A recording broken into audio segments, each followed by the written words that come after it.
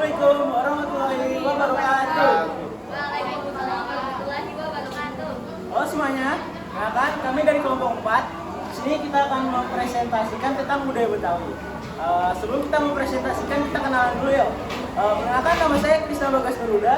Perkenalkan, nama saya Muhammad Hasan Sidik. Nama saya Juan Semel. Saya Genis Krisani Dewi. Saya Masya Tali Ginting. Dan saya Maria Amelia. Nah, udah pada kenalan ya. Udah di sini kita ada 3 aspek. Yang pertama ada poster, ada infografis, dan ada scrapbook. Langsung aja deh jelasin tentang poster ondel-ondelnya. Oke, jadi poster yang kami ambil ini bertemakan ondel-ondel. Kenapa sih kami pakai tema ondel-ondel? Jadi ondel-ondel ini punya cerita yang menarik. Jadi pada zaman dahulu itu sebelum dinamakan ondel-ondel, ondel-ondel itu biasa disebut barongan karena wajahnya yang menyeramkan dan juga badannya yang besar seperti barongan. Selain itu dia juga dulu disebut sebagai boneka beloan karena matanya yang besar menyerupai belo gitu ya matanya. Nah, ondel-ondel itu zaman dahulu biasa digunakan sebagai alat penolak bala dan juga penolak penyakit. Namun seiring berjalannya waktu, sekarang ondel-ondel sudah digunakan sebagai boneka acara festival, acara adat, atau biasa juga sebagai pengarahan ya. Sekarang dinamakan ondel-ondel karena badannya itu kalau bergerak seperti gondal-gandel gitu. Terus juga sekarang sudah diganti juga wajahnya, sekarang nggak seram zaman dahulu lagi dan sudah dibuat menarik agar orang-orang tidak ketakutan gitu. Dan di sini ondel-ondel yang laki-laki itu melambangkan dari keberanian dan wajah dari ondel-ondel perempuan itu melambangkan kebaikan dan juga kesucian. Oke. Yang kedua di sini kita ada infografis. Mungkin bisa dibacakan ya. Untuk infografis kita mengambil tema kuliner Betawi nih. Yang pertama itu ada kerak telur. Kerak telur itu adalah makanan daerah Jakarta dengan bahan-bahan beras ketan, telur ayam atau bebek, ebi, bawang goreng, lalu diberi bumbu dengan beberapa sangrai, cabai merah, kencur, jahe dan merica bikiran, garam dan gula pasir. Nah, kerak telur ini disebut juga dengan omelet Betawi karena bentuknya mirip omelet atau telur dadar. Tercipta dari hasil kreasi etnis Betawi kota yang tinggal di daerah Menteng pada penjajahan VOC di Indonesia. Berasal dari warga Belanda yang biasa mengonsumsi omelet mie dan banyak pohon kelapa yang tumbuh di Jakarta atau dikenal Batavia sehingga menginginkan masyarakat untuk lebih sehat, memakan makanan yang lebih sehat. Kelompok masyarakat ini berinisiatif mengganti mie dengan beras ketan. Lezatan kudapan bangsa Belanda yang tersohor ini pun kini bisa dengan mudah kita temukan dan nikmati di berbagai jalan di kota Jakarta. Karena pada masa kepemimpinan Gubernur DKI Jakarta Ali Sadikin pada era 1970-an, kerak telur dipromosikan dan banyak dijual di sekitar area monumen nasional. Yang kedua itu ada nasi uduk. Nasi uduk ini dibumbui dengan pala, kayu manis, jahe, daun serai, dan merica. Nasi uduk biasa disajikan dengan beberapa lauk pendamping seperti ayam goreng, soto tahu, kering tempe, telur balado, bihun goreng, dan gorengan. Nasi uduk konon sudah ada sejak abad ke-14 dan datang melalui jalur perdagangan. Asal mulanya nasi uduk dibawa dari tanah Melayu. Orang-orang Melayu yang ada di Pulau Sumatera lalu berhijrah ke Pulau Jawa. Ada banyak pendapat mengenai asal nama nasi uduk. Penamaan nasi uduk konon berasal dari kata uduk yang artinya susah. Sebab dulu nasi uduk adalah makanan rakyat kecil. Pendapat lain menurut versi mengenai sejarahnya dari Sultan Agung Mataram menyebutnya bila asal katanya adalah tawadu. Ada pula yang mengatakan bila nasi uduk dari kata nasi yang diaduk. Nasi uduk ini juga memiliki variasi penyajian. Ada yang hanya dibungkus dengan daun pisang dan ditaburi bawang goreng dan ada pula ditambah dengan isiannya. Yang ketiga adalah selendang mayang. Selendang mayang merupakan minuman yang memadukan kue kenyal berwarna-warni dari tepung kue yang disiram dengan kuah santan dan saus gula. Rasanya manis dan sedikit gurih. Minuman tradisional khas Betawi ini sangat menyegarkan diminum siang hari. Juga bisa mengurangi rasa lapar dan hingga saat ini masih cukup banyak disukai. Nama selendang mayang memiliki latar belakang karena tiap lapisan pembuatan selendang mayang cukup mudah. Dimulai dengan menggunakan bahan-bahan seperti sagu aren, kemudian diberi warna merah, hijau, dan putih. Karena warnanya beragam, mengingatkan akan selendang sehingga tak heran disebut dengan selendang mayang. Diberi nama selendang juga karena warna lapisannya dari berbagai warna mulai dari hijau, putih, dan merah seperti warna selendang penari. Selain itu, warna-warna tersebut juga khas Betawi. Selendang mayang yang telah disajikan dengan es batu surut atau seperti sekarang ini sudah populer sejak tahun 1940-an. Oke, selanjutnya di sini ada yang bagian terakhir yaitu tentang scrapbook yang akan dibacakan oleh Ibu Kami. Oke, jadi scrapbook kelompok kami itu mengambil tema rumah adat Betawi.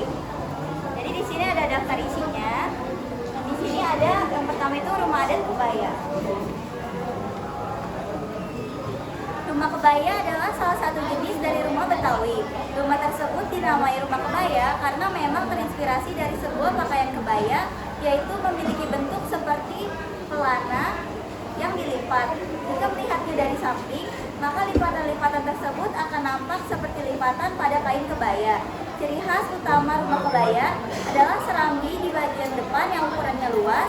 Area ini digunakan untuk menerima tamu dan bisa digunakan sebagai tempat bersantai seluruh anggota keluarga.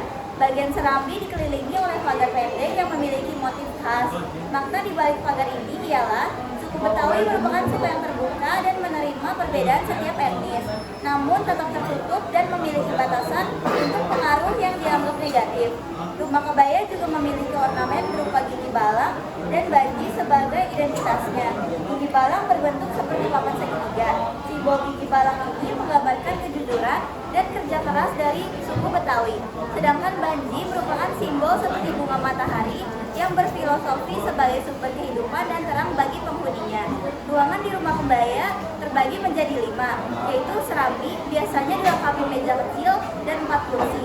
Biasanya juga terdapat lipat dari bambu atau kayu untuk bersantai. Lipat ini disebut sebagai balet oleh orang Betawi. Selanjutnya ada paseban, kamar untuk tamu yang berkunjung dan menginap. Saat tidak ada tamu, kamar ini akan digunakan untuk tempat sholat. Yang selanjutnya ada pangkeng, ruang keluarga yang berada di dalam rumah, gunanya untuk berkumpul keluarga. Selanjutnya ada kamar tidur, umumnya di dalam rumah kebaya ada 4 kamar tidur atau lebih, tergantung dari anggota keluarga yang tinggal di rumah. Kamar tidur utama yang digunakan pasangan suami istri biasanya berukuran lebih besar. Selanjutnya ada serondoyan, yaitu dapur yang terletak di bagian belakang rumah. Ciri khas dari rumah Betawi adalah warna cat dinding yang menggunakan warna-warna primer seperti merah, hijau, dan putih.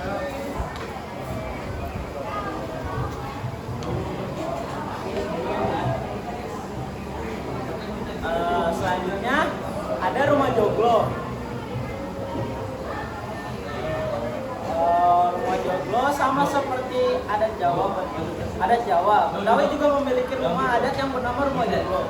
Namun meski namanya sama, antara rumah joglo Betawi dan rumah joglo Jawa memiliki perbedaan.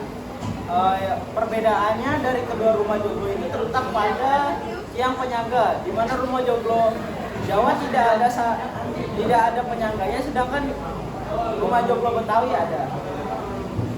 Selain itu, rumah joglo juga memiliki bentuk yang nyaris sama dengan rumah kebaya. Tapi jika dilihat secara detail, kedua jenis rumah itu memiliki perbedaan jelas. Perbedaannya terletak pada bagian atap rumah. Kemudian rumah joglo terbagi menjadi 3 bagian, yaitu area depan, tengah, dan belakang. Sama seperti yang rumah adat Betawi yang lainnya, area depan yaitu digunakan untuk ruang tamu dan juga latar.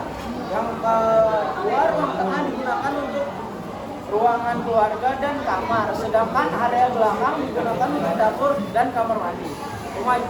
Rumah joglo ini pada zaman dahulu menunjukkan status sosial seseorang. Pemilik dari rumah joglo ini adalah keluarga yang memiliki status sosial yang tinggi karena lengkap dengan letak di wilayah perkotaan. Selanjutnya di sini. Selanjutnya di sini ada makam. Makam ada Betawi yang kedua adalah rumah adat Betawi yang kedua adalah rumah gudang. Biasanya rumah jenis ini akan banyak ditemukan di pedalaman seperti yang sudah dijelaskan. Beberapa jenis rumah terbentuk berdasarkan lokasi dan budaya di sekitarnya. Jadi ada aturan yang hanya memperbolehkan masyarakat di daerah pedalaman saja yang bisa membangun rumah gudang ini. Adapun bentuk rumah gudang ini yaitu memanjang, layaknya sebuah persegi panjang. Atapnya memiliki struktur karena di atas dilengkapi dengan ornamen bunga dan perisai. Lalu struktur gudangnya dipakai untuk struktur atap pada rumah gudang. Di rumah gudang terdapat dua pembagian rumah dan ruang dengan fungsi berbeda.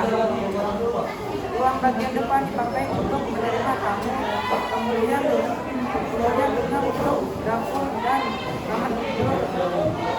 Rumah gudang sudah memiliki bagian belakang. Ruang belakang akan digabung dengan ruang tengah. Tadi dibacakan oleh Maria. Betul. Rumah panggung. Terakhir selanjutnya itu ada rumah adat namanya rumah panggung. Rumah panggung adalah rumah tradisional Betawi berbentuk rumah panggung. Biasanya dibangun oleh suku Betawi yang berdiri di kawasan pesisir pantai. Dibangun berbentuk panggung karena air laut yang sering naik saat bulan purnama dapat mendatangkan air bah ke perkampungan nelayan. Ada juga rumah panggung Betawi yang biasanya dibangun di daerah Bekasi. Namun bedanya kenapa dibangun di Bekasi? Karena warga Betawi di daerah Bekasi ini membangun bukan untuk menghindari banjir, namun menghindari serangan, bukan menghindari laut, namun menghindari air banjir. Rumah panggung Betawi memiliki struktur yang sederhana bentuknya panjang ke belakang dibuat dengan model menyamping. Tangga ini disebut dengan bawah tinggi yang ini dapat menolak bala. Sebelum melewati tangga, kaki harus dibantu terlebih dahulu. Konsep bangunan tersebut bertujuan untuk mempermudah transportasi laut. Di Bekasi biasanya rumah panggung dibangun di pinggir sungai dengan arah yang sama. Rumah panggung khas Betawi sampai saat ini masih bisa ditemukan di daerah Marunda Pulo, Jakarta Utara.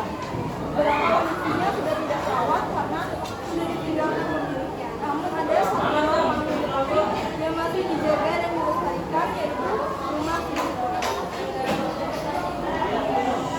Selanjutnya di sini ada foto-foto kegiatan kita tentang kemarin ya, proyek kemarin. Oke, sekian dari kelompok kami pamit undur diri. Wassalamualaikum warahmatullahi wabarakatuh.